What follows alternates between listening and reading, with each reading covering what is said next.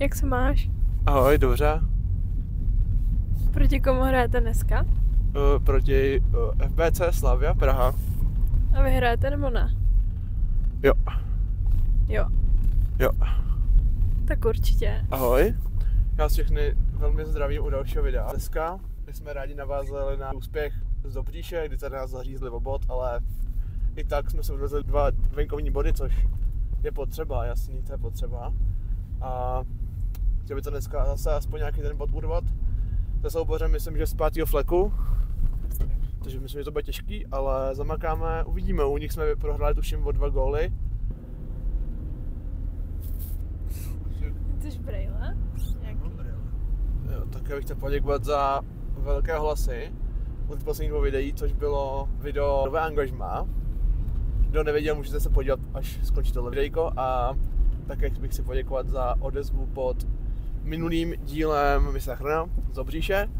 A tímto se vás taky zeptat, jestli ty zápasy, co natáčíme, jestli mám pak dabovat ty highlighty pak, jak jsou ze hry, nebo jestli tam nechat jakoby čistě zvuk té haly, nějaký nadávání fanoušků a takhle, jenom prostě do toho podkresu, nebo jestli mám dabovat. Takže mi prosím napište do komentářů, mě ten dubbing fakt zabere hodně práce, ale jestli vám to tak líbí, tak já jdu špatně.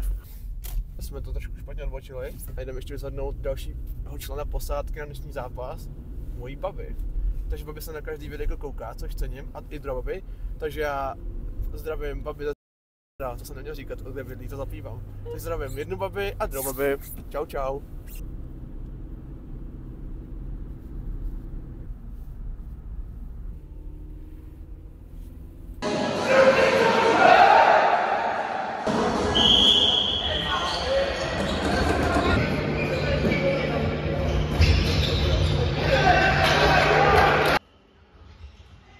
Pomalej. Řekl, že jsem pomalej.